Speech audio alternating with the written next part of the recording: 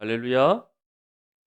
네, 우리 수요 예배 때는 수요 기도회 때 지금 그리스도인의 생활 연구라는 우리가 시리즈로 또 말씀을 배우고 있습니다. 이제 우리 그리스도인의 생활 연구는 6권을 마지막 6권을 우리가 지난주 이제 시작했고 5가까지 있기 때문에 7월 둘째 주에 이제 그리스도인의 생활 연구 성경 공부를 마치게 됩니다. 그 이후로부터는 우리가 다시 말씀과 기도 우리가 본격적으로 다시 우리가 수요 기도의 방식으로 우리가 함께 예배를 드리도록 하겠습니다. 그리고 우리 웨스트민스터 신앙 고백서는 33장까지 있습니다. 그래서 제가 처음 시작할 때 말씀드렸듯이 거의 우리가 한 연말쯤 되면은 모두 마치게 됩니다. 그래서 우리가 이 웨스트민스터 신학 고백서를 마치고 나면 무엇이 있습니까? 예, 소정의 선물을 드리는 시상이 있습니다. 할렐루야. 예, 그래서 유인물을 절대로 버리시면 안 됩니다. 예, 우리가 출석에 용도를 쓰이기 때문에 버리시지 마시고 잘 간직하셨다가 이제 끝이 되었을 때 제출을 하면 딱 그 묶음별로 딱 해서 스탬프로 하나 딱 집으셔서 제출해 주시면 그것을 우리가 출석으로 인정해 드리고 소정의 선물을 드리도록 하겠습니다. 무엇보다 우리가 선물 받는 것보다 제일 중요한 건 무엇이겠습니까? 말씀을 듣고 배움으로써 우리의 신앙이 하나님 앞에 바르게 서는 것이 가장 중요한 줄 믿습니다. 아멘. 그래서 이 웨스트민스터 신앙 고백서는 반복해서 배우면 배울수록 우리 신앙에 유익이 있고 또 시대를 분별하는 말씀의 선한 지혜를 얻을 수 있는 너무나도 중요한 말씀입니다. 그래서 이 말씀 배우고 가르침 받는 일에 더욱더 힘쓰는 저와 여러분들 되시기를 소망합니다. 예, 우리 지난주에는 구원에 이르는 믿음에 대해서 함께 배웠습니다. 우리가 새벽에도 로마서 말씀을 통해서 정말 오직 예수 그리스도를 믿음으로 구원받는다는 것, 믿음 외에는 어느 누구도 구원에 이를 수 없고 하나님으로부터 의롭다 인정받을 수 없다는 것을 말씀을 통해 우리가 계속해서 함께 나누고 있습니다. 이와 마찬가지로 웨스트민스터 신앙 고백서에도 오직 믿음 가운데 역사하시는 성령의 은혜로 우리가 구원을 받는다. 그렇기 때문에 오직 그리스도만을 믿고 받아들이며 의지함으로써 우리가 정말 하나님 앞에 신앙의 삶을 살아가는 구원받은 하나님의 자녀가 될 수 있음을 우리가 함께 배웠습니다.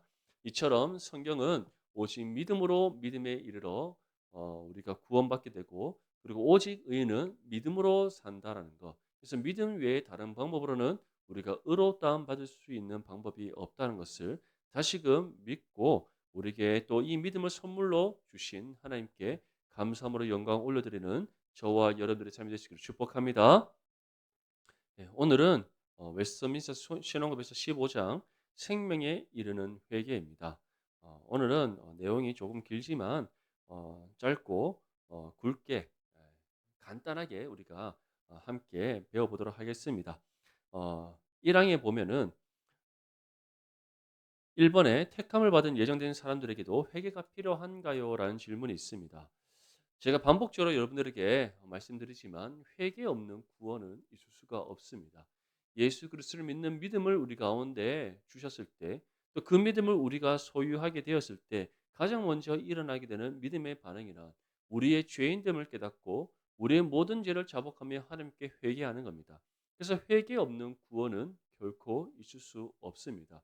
예수님의 제자들도 마찬가지입니다.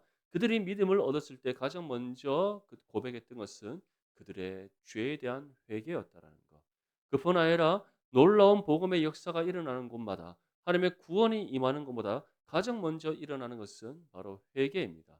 그래서 이스라엘 백성들이 그 유대인들이 성령 충만한 베드로의 설교를 듣고 가장 먼저 했던 것은 그들의 모든 죄에 대한 회개였다라는 것. 느헤미야 때 수모나 광장에서 학사 에스를 통해 하나님의 말씀의 율법이 선포되었을 때 가장 먼저 일어났던 믿음의 반응이란 바로 회개였다는 것. 회개 없는 구원은 있을 수가 없습니다.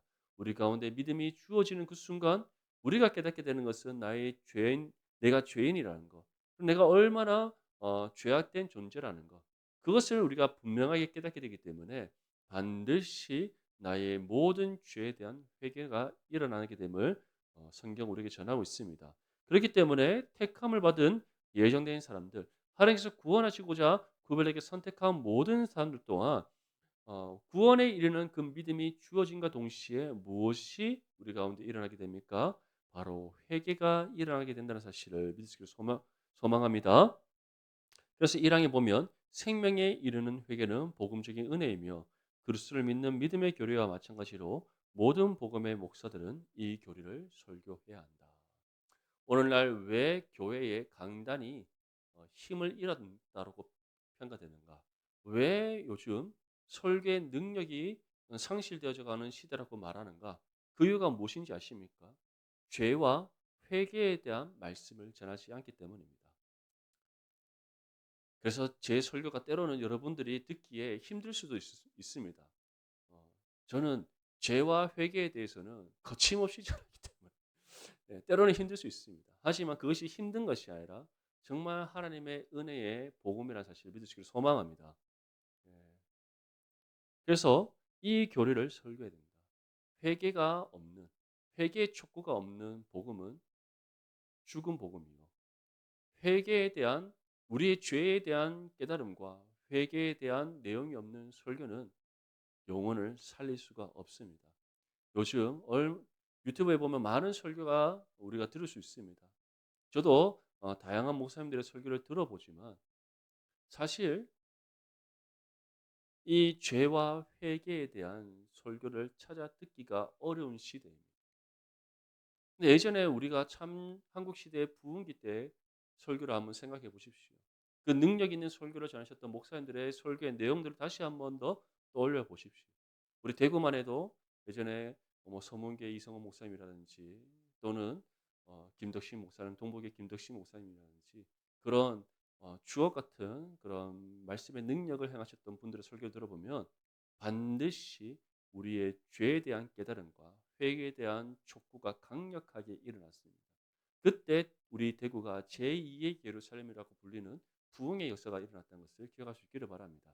그래서 정말 우리 내당 중부교회는 이 죄와 회개에 대한 복음의 선포가 정말 강력하게 선포되어지고 그로 인해서 저와 여러분들의 심령이 날마다 새롭게 배달을 받고 새 영과 힘을 얻는 그런 은혜의 설교가 선포되어지는 교회가 될 수 있기를 축복합니다. 2장의 1번에 보면 죄는 무엇인가요? 라고 우리에게 전합니다. 묻습니다. 먼저 첫 번째 줄에 보면 율법에 반대되는 것임을 보고 느낀다라는 것으로 되어 있습니다. 다시 말해 죄는 무엇인가? 하나님의 뜻과 반대되는 모든 것입니다. 그래서 시편 51편 4절 말씀 보면 내가 주께만 범죄하여 주의 목전에 악을 행하였사오니 주께서 말씀하실 때 의로우시다 하고 주께서 심판하실 때 순전하시다 하리이다. 하나님의 말씀과 반대되는 모든 것, 하나님의 뜻과 일치되지 않는 모든 것들은 죄입니다. 그런 의미에서 봤을 때 우리의 삶을 한번 돌아보십시오. 우리의 삶이 어떻습니까? 하나님의 뜻과 일치되어 가는 삶입니까? 하나님의 뜻을 따라 온전히 순종하는 삶입니까? 아니면 하나님의 뜻과 일치되지 않고 하나님의 뜻을 따라 살아가지 않는 그런 삶이지는 않습니까? 정말 원하기로는 저와 여러분들의 삶이 언제나 복음과 일치를 이뤄가는 거룩한 믿음의 삶이 되시기를 축복합니다. 어떠한 상황 속에서도 내 뜻을 앞세우는 것이 아니라 또는 세상이 우리에게 전하는 뜻을 따라 나아가는 것이 아니라 하나님의 말씀의 뜻을 따라 순종하며 나가는 저와 여러분들의 삶이 되시기를 바랍니다. 그 길이 때로는 고단할 수가 있습니다. 그 길이 때로는 힘들 수가 있습니다.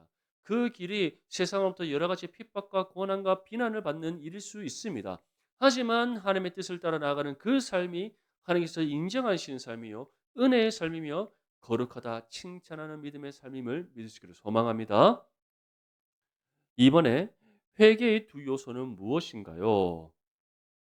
두 번째 줄에 보면 자기의 죄를 슬퍼하며 미워하는 것이다라고 되어 있고 세 번째 줄에 보면 그의 계명들의 모든 길에서 하나님과 동행하는 것을 결심하고 노력하는 것이다라고 되어 있습니다. 그래서 회개의 두 요소는 무엇이냐면 우리의 죄에 대한 고백과 용서의 은혜를 구하는 것이요. 두 번째는 하나님의 뜻을 따라 살아가고자 결단하는 겁니다. 결국 회개라는 것은 죄의 고백과 용서 그리고 믿음의 결단 이 두 가지가 회개의 요소입니다. 그래서 에스겔서 18장 31절 말씀에 너희는 너희가 범한 모든 죄악을 버리고 마음과 영을 새롭게 할지어다. 이스라엘 족속아 너희가 어찌하여 죽고자 하느냐. 다시 말해 우리의 모든 죄를 자복하며 회개하고 돌이키는 것. 그것이 회개의 첫 번째 요소. 아모스서 5장 15절 말씀에 보면 너희는 악을 미워하고 선을 사랑하며 성문에서 정의를 세울지어다. 만군의 하나님 여호와께서 혹시 요셉의 남은 자를 불쌍히 여기시리라. 악과 불의를 미워하고 하나님의 선하신 뜻을 사랑하는 것. 그래서 오직 하나님의 뜻을 따라 살아가고자 결단하고 결단한 대로 실천하는 것. 이것이 바로 두 번째 회개의 요소인 겁니다. 그래서 우리 모든 성도님들은 날마다 우리의 입술에서 회개가 끊이지 않기를 소망합니다. 회개는 두려운 것이 아닙니다. 회개는 우리가 멀리해야 할 것이 아닙니다. 오히려 회개는 은혜의 요소요. 또한 회개는 하나님께서 우리를 새롭게 하시는 가장 유효한 은혜의 수단이라는 것을 믿을 수 있기를 소망합니다. 우리는 회개라고 하면 너무나도 부정적으로 생각합니다. 또는 너무나도 두려운 것으로 생각합니다. 회개한다는 것은 내가 너무나 큰 잘못이 있는 것처럼, 또는 회개한다는 것은 큰 죄를 지었는 것에 대해서 용서받는 것처럼 우리가 어떠한 두렵고 떨리는 것으로 생각할 수 있는데 그렇지 않습니다.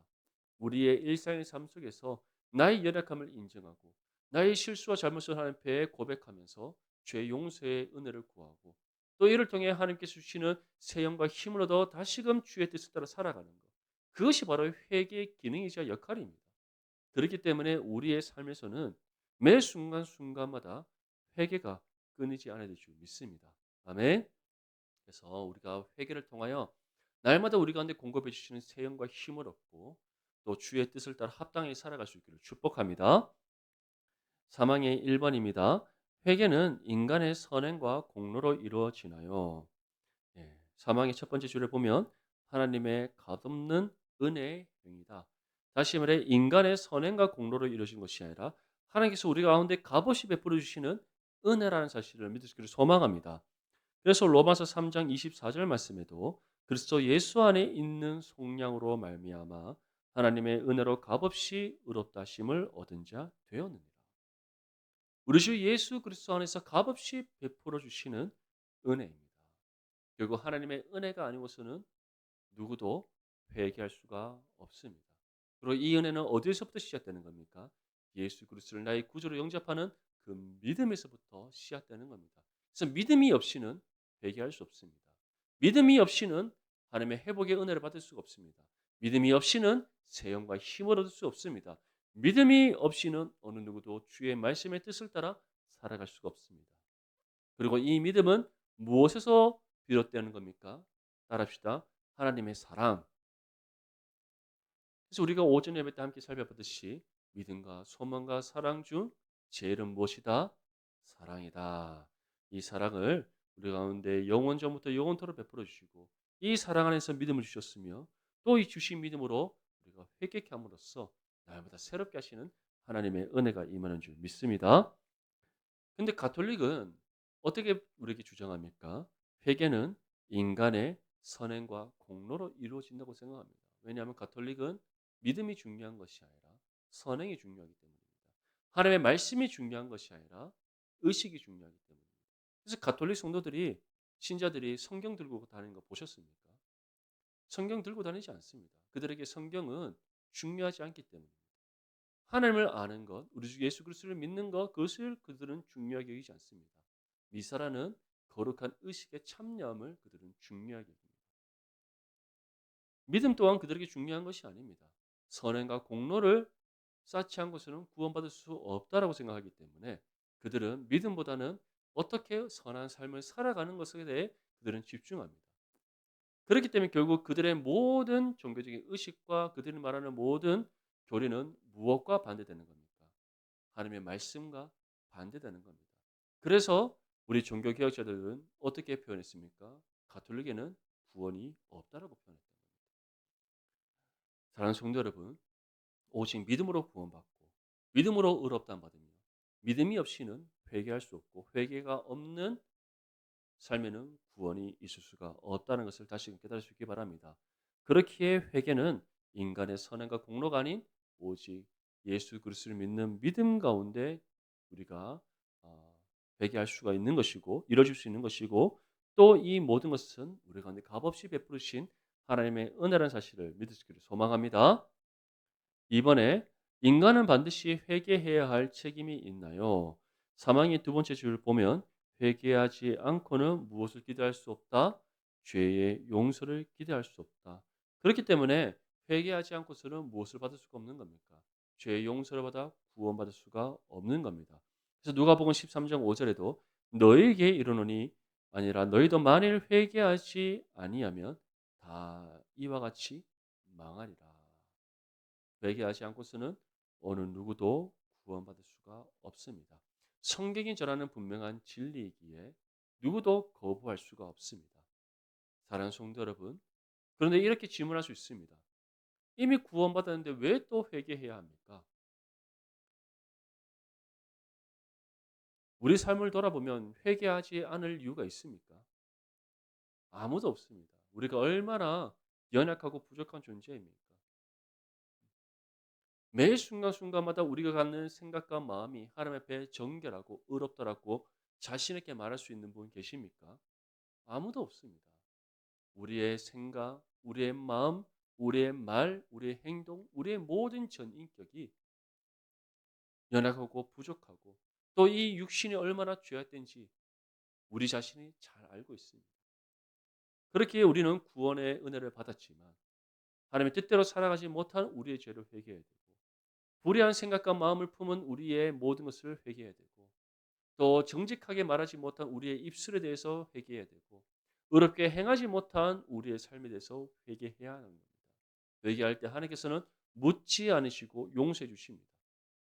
왜 묻지 않으시고 죄에 대해서 묻지 않고 용서해 주십니까? 이미 예수님께서 우리의 모든 죄를 감당하셨기 때문인 믿습니다. 그리고 용서하심으로 그치지 않고 다시 주의 뜻을 따라 살아갈 수 있도록 새 영과 힘을 주시는 겁니다. 그렇기 때문에 구원받은 성도든 구원받지 않은 사람이든 반드시 회개해야 할 책임이 있다는 것을 다시금 기억하시기를 바랍니다. 사항의 1번입니다. 아무리 크고 심각한 죄라 할지라도 용서받을 수 있나요? 자, 우리 사항의 밑줄을 보면 회개하는 자들에게 멸망을 가져오는 죄는 없다. 이것은 곧 예수 그리스도를 믿는 믿음 가운데 진정한 회개를 하는 사람들에게는 무엇이 없다는 겁니까? 멸망을 가져오는 죄는 없다. 왜냐하면 이미 예수님을 믿음으로 우리가 어떠한 은혜를 받습니까? 죄 용서의 은혜를 받기 때문입니다. 그렇다면 예수님께서는 우리의 죄에 대해서 어느 선까지 갚으셨는가? 따라합시다. 모든 죄를 갚으셨다. 시작. 예. 그 어떤 것 하나 남김없이 우리의 원죄와 육신의 연약함과 죄악 때문에 인해 짓는 모든 자범죄까지 그 어떤 것 하나 남김없이 모든 죄를 용서 다 갚으시는 은혜를 우리 가운데 베풀어 주셨습니다. 그것이 우리 가운데 임한 하나님의 죄 용서의 은혜입니다. 그 은혜가 우리 가운데 있지 않고서는 구원받을 수 있습니까? 만약에 예수님께서 내가 너희의 원죄는 갚되 자본죄는 앞으로 알아서 해결해라. 우리가 하나님 앞에 우리 죄 해결할 만한 능력이 있습니까? 아무도 없습니다. 우리가 스스로 죄 문제를 해결할 수 있는 능력이 있었으면 예수님이 이 땅 가운데 오셔서 십자가 죽음 감당하실 이유가 없으셨습니다. 우리는 원죄든 자부죄든 어떠한 죄든 우리는 해결할 능력도 없고 갚을 능력이 없기 때문에 하나님이신 예수님께서 우리와 같은 육신의 몸을 입고 이 땅 가운데 오셔서 세상의 모든 죄를 짊어지고 십자가 죽음을 감당하심으로써 그 모든 죄를 갚으셨다는 것을 믿으시기를 소망합니다.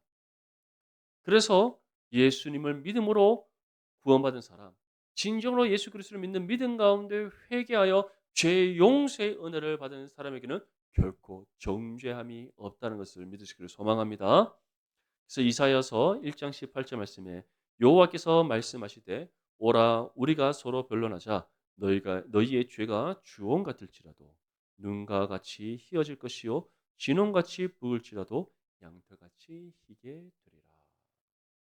이 말씀에 우리가 마음에 새기면서 정말 우리를 위하여 십자가의 죽음을 감당하셔서 우리 죄를 다 갚으신 예수님께 감사하며 또한 그 예수 그리스도를 믿는 믿음 가운데 우리에게 죄 용서의 은혜와 함께 구원하신 하나님께 감사와 영광과 찬송을 올려드리는 저와 여러분들의 삶이 되시기를 축복합니다. 5항의 1번입니다. 회개의 종류는 어떤 것들인가요? 5항에 보면 일반적인 회개와 개별적인 회개가 있습니다. 자, 일반적인 회개는 무엇이냐면 우리가 구원받는 그 순간에 우리가 드리는 회개를 뜻합니다. 이것은 구원받는 성도라면 누구라든지 바로 다 한 번쯤은 경험하게 되는 회개입니다. 예수 그리스도의 복음을 듣고 우리가 믿음으로도 구원받는 그때, 예수님의 그 십자가의 첫사랑을 경험하는 그때입니다. 우리가 회심하는 그때, 그때 우리는 모두가 나의 죄인됨을 자복하며 하나님 앞에 우리의 모든 죄를 내어놓고 회개합니다. 바로 이것이 공통적으로 구원받은 모든 성도들에게서 일어나는 회개이기 때문에 일반적인 회개다라고 표현합니다. 근데 이러한 일반적인 회개로 만족하면 됩니까? 안 됩니까? 안 된다는 겁니다. 왜냐하면 구원받은 이후에 우리에게 주어진 신앙의 삶 속에서 여전히 이 죄악된 육신의 몸을 입고 있는 우리는 실수하게 되고 하나님 앞에 죄를 짓게 되기 때문입니다. 그래서 우리의 삶 속에서 무엇이 일어나야 된다? 자신의 각각의 죄를 개별적으로 회개하는 회개의 삶이 있어야 됨을 우리에게 전하는 겁니다. 사랑하는 성도 여러분, 이처럼 우리의 모든 삶 속에서 하나님을 향한 회개가 일어날 수 있기를 축복합니다. 그렇다면 우리는 어떻게 구체적으로 하나님 앞에 회개할 수 있습니까? 말씀을 읽고 말씀을 통해 우리의 삶을 돌아봄으로써 회개할 수 있다는 것을 기억할 수 있기를 바랍니다. 그래서 예배에 온전히 힘쓰고 하나님을 예배함에 온전히 힘쓰고 날마다 말씀과 기도로 깨어 있는 성도는 회개의 삶을 살아가게 됩니다. 또 회개의 삶을 살아가기에 그 삶이 더욱더 신앙의 성적과 성숙을 이뤄갈 수밖에 없고 복음과 삶의 일치를 이뤄가는 거룩한 믿음의 삶이 될 수밖에 없는 겁니다. 정말 저와 여러분들의 삶이 정말 이 개별적으로 드러나는 이 회개가 끊이지 않는 믿음의 삶이 되어서 하나님 보시기에 합당한 믿음의 삶이 될 수 있기를 축복합니다. 그래서 시편 19편 13절 말씀에 또 주의 종에게 고의로 죄를 짓지 말게 하사 그 죄가 나를 주장하지 못하게 하소서. 그리하면 내가 정직하여 큰 죄가에서 벗어나겠나이다. 결국 죄가 우리를 지배하지 못하도록 하기 위해서 우리는 언제나 하나님을 온전히 예배하고 또 말씀과 기도로 깨어 있어야 되는 겁니다. 말씀을 통해 우리는 반드시 나의 삶을 돌아보게 됩니다. 말씀이 우리 삶을 비추는 거울이 되어서 우리의 모든 죄를 하나하나 세밀하게 깨닫게 하시는 은혜가 임하게 되기 때문입니다. 그때 우리는 하나님께 기도할 때 우리의 마음의 소원과 필요를 먼저 구하기 이전에 무엇부터 기도하게 됩니까? 먼저는 오늘 하루의 삶에도 내게 주신 은혜에 감사하면서 또 우리의 모든 죄를 자복하며 하나님의 용서의 은혜를 구하는 회개가 일어나게 되는 겁니다. 그래서 경건의 훈련에 힘쓰는 믿음의 성도는 그 신앙이 그리스도의 장성한 분량에 이르게 되고 그의 삶이 복음과 삶의 일치를 이루어가게 되며 주님과 동행하는 거룩한 삶이 되게 되는 겁니다. 우리 모든 성도님들이 이와 같은 믿음의 삶이 될 수 있기를 축복합니다. 6항의 1번에 사적인 회개와 공적인 회개를 구별해야 하나요? 자, 6항의 첫 번째 줄에 보면 사적이나 공적인 고백과 애통으로 피해자들에게 자기의 회개를 고백하도록 기꺼이 힘써야 한다. 이 사적인 회개와 공적인 회개는 무엇이냐면 우리가 개인적으로 또는 우리 교회 공동체적으로 우리의 잘못과 죄에 대해서 고백하는 것을 뜻하는 겁니다. 요즘은 교회 안에서 이러한 일들은 잘 없지만 예전에는 우리가 교회 안에서 7위 제도로에 의해서 누군가가 시벌을 받게 되면 시벌의 모든 기간이 끝나고 다시 우리가 교회 회원으로 회복될 때 모든 성도들 앞에서 자신의 죄에 대한 회개 고백을 하는 그러한 일들이 있었습니다. 우리 어르신들은 그런 부분들 아마 경험해 보셨을 것 같은데 요즘에는 그런 일들이 거의 없기 때문에 잘 보기가 힘듭니다.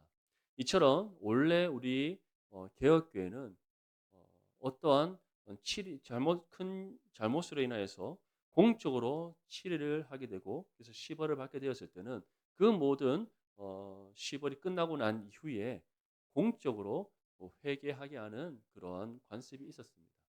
하지만 요즘은 그러한 치리나 또 시벌을 받을 만한 큰 죄를 범하는 일들이 거의 잘 없기 때문에 이런 일들이 잘 행해지지 않습니다.